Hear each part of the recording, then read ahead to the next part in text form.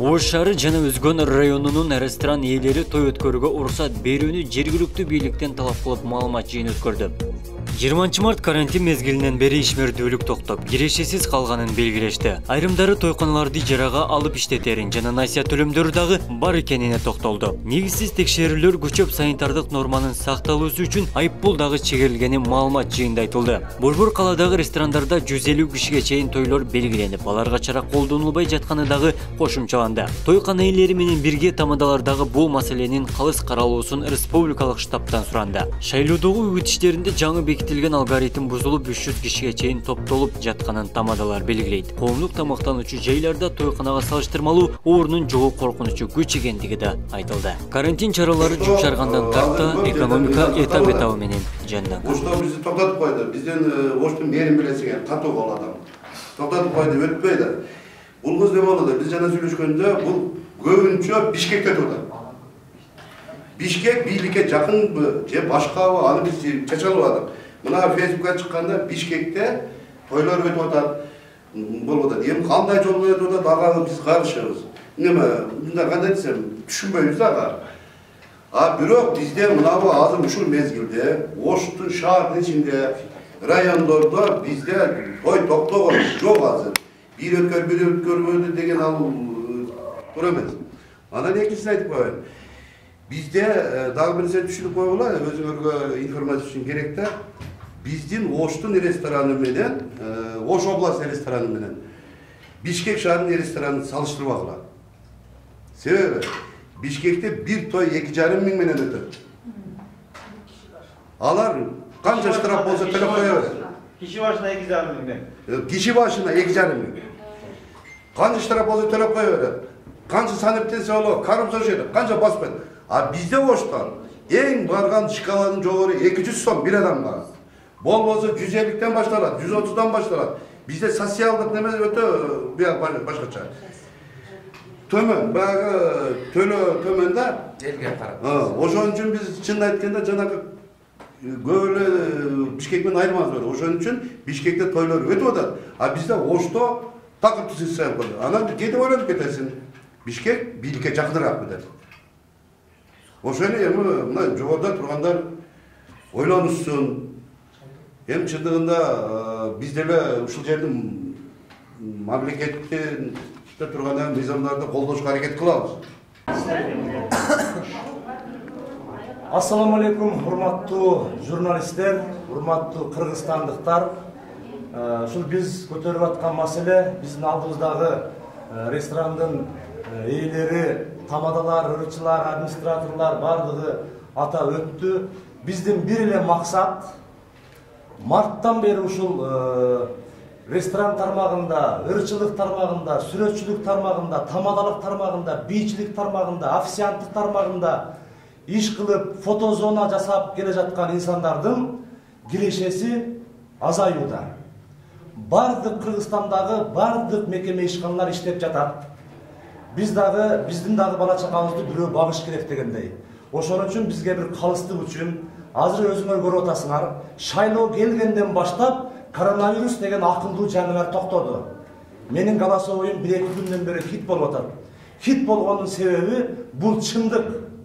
Себеп дегенде урматтуу журналисттер, урматтуу кыргызстандыктар, биздин үнүбүздү туура угуп койсоңуздар, азыр мынакей 30 адам, 40 адамдык окуучусу бар мектептерге окутса коронавирус жугат экен. Менин бир досторум жылына 3,5 миң доллар акча төлөп мектепте окутат, 30-40 адамы бар экен, бул мектептерде коронавирус жукпайт экен. Бишкекте 5-күнгө чейин маршруткалар жүрөт экен, 6 базар күнү токтотуп коет экен, 6 базар күнү коронавирус акылдуу жугат экен. Анан айтарым дагы, тамадалар, ырчылар, ресторандардын шефтери, мына биз тамадалар, мындан башка биздин ишибиз жок. Филармонияда иштебейбиз, драм театрда иштебейбиз. Иштейин десең 2,5 миң сом айлыгы бар. Менин 4 балам бар. Мен мындан башка таба турган акча табуу кирешем жок. Азыр мына саясатты дагы бир аз аралаштырып өтө берейин. Мен ар бир партия менен иш-чараларымда өзүмдүн идеямды айтып, досторумду колдоп, сүйгөн партиямды колдоп жүрөм. Партиялар 150 адам, 300 адам драм театрларга топтоп алып, мугалимдерди кыстап келип, мамлекеттик иште иштегендерди кыстап келип, Фейсбукту, Инстаграмды көрүп атасыңар. Буларга коронавирус жукпайт. Ал эми тойдо 200 адамды топтоп алып, той апарып атсаң жугат. Эми ушуну урматтуу журналисттер биздин үнүбүздү ачык, айкын жеткирип койгула. Шайлоо мына жаныбар келгенден баштап коронавирус тып токтоду. Эгерде ушул шайлоонун жыйынтыгы бир аз не то чыкса, бул коронавирус акылдуу жаныбар келет экен дагы, биз экинчи толкуну келип калдык деп туруп карантинди баштайт экен туугандар. Ошон үчүн мына жерде 30 адам турабызбы? Жукса ушул жерде жугуш керек.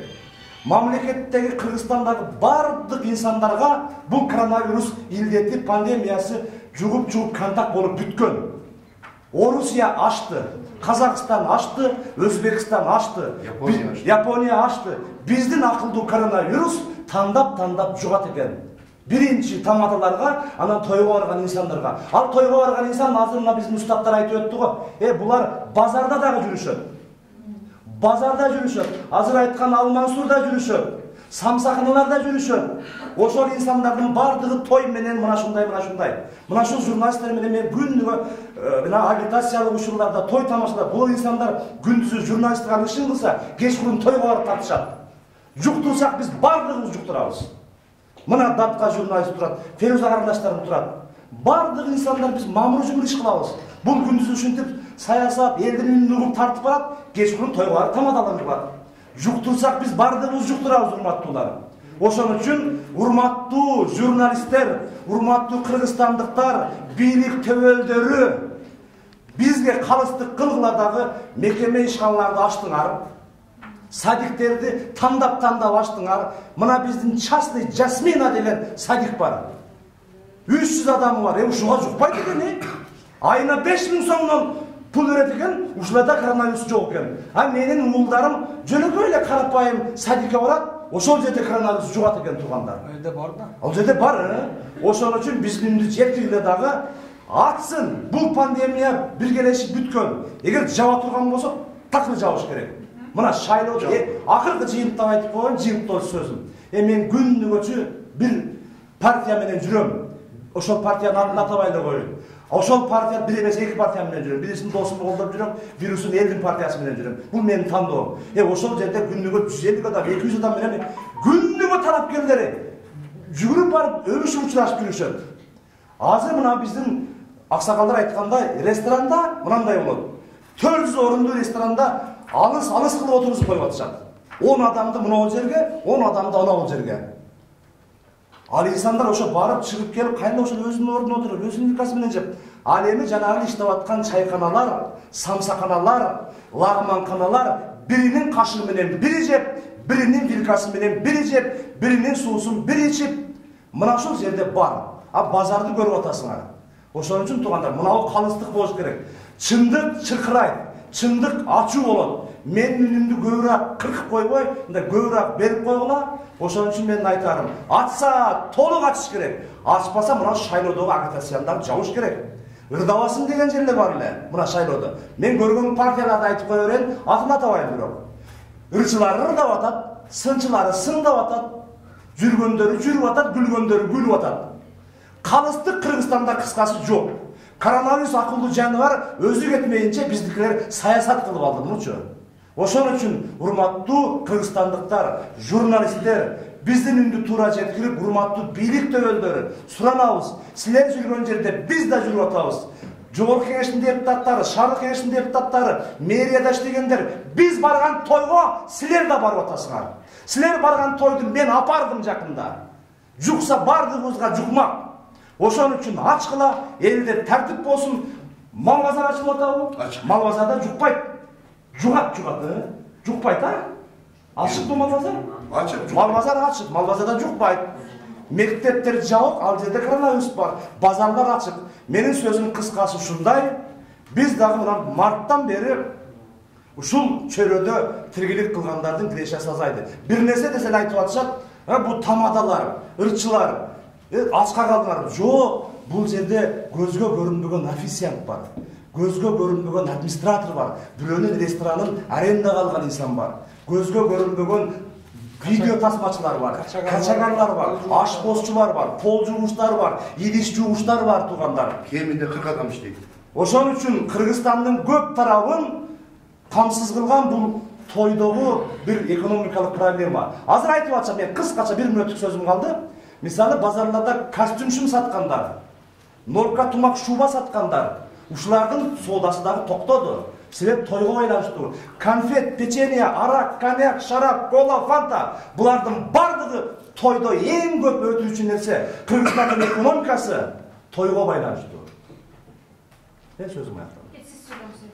Ассаламу алейкум. Жалпы бизди көрүп жаткан көрөрмандар, биздин коллективдер, журналисттер, мен аты жөнүм Актилек Акылуулу, там адаммын мен дагы. Эме бул өтө көйгөйлүү проблема болуп атат да. Өзү негизи биздин устатыбыз айтып кеткендей эле тойго өтө көп нерсе байланыштуу да. Той артынан өтө көп адам тиричилик кылат. Бул баарыбызга маалым да. Бул мындай жакшы акыл эсин иштеткен адам болсо билет да, муну көрүп эле турат. Ошол эле ага айткандай көптөгөн адамдар ушул ресторанда, мисалы үчүн бир эле Кыргызстандын проблемасы бул бизде ишканалар жок, элибизди иш менен камсыз кылып берген мамлекеттик бир ишканалар жок. Бул той аркылуу көптөгөн үй бүлөлөр ошол биздин агайыбыз айткандай 40 адам, кеминде 40 адам иш жумуш орну менен камсыздалган да ресторандарда. Ошон үчүн эми айтайын дегенибиз ушу болгон ушул тойду токтотпосо көптөгөн мисалы үчүн досторубуз, агаларыбыз, инилерибиз жүрөт ушу той кылайын эле десе, ушу мамлекет тарабынан уруксат берилбеген. Көптөгөн адамдарыбыз, көптөгөн мына биздин достор, мырзалар айымдар ушу турмушка чыга албай, үйлөнө албай жүрөт. Канчадан бери күтүп аткан тойлорун өткөрө албай жүрүшөт. Эми уруксат беришсе, ушул жок дегенде бир 100 адамга чейин деле уруксат берип койсоңуз, ошого деле эл кайыл да, ошого деле макул да. Жок дегенде ушу жора жолдош, дос чары менен өткөрүп алайын деп, ага деле уруксат жок да. Сразу эле келип баса калып атат да. Ошон үчүн биздин тамадылардын жеке талабыбыз, мен деле Кутман ака айткандай, тиричилигим ушул той менен жамбагабыз. Дипломум бар, бирок мамлекеттик иште иштейин десең, болгону 5000 сомго деле жетпеген айлык, бул биринчи киргенде. Башында 5 жыл, 6 жыл иштейсиң, андан кийин жакшы таанышың болсо же жакшы пакта койсоң көтөрүлөсүң, болбосо ошол айлыкта жүрө бересиң. Ал жада калса тамак ашы менен бензиниңе дагы жетпейт да. Биз 30 адырда турабыз, күндө келип кетебиз, бензин кетет, жол акы кетет.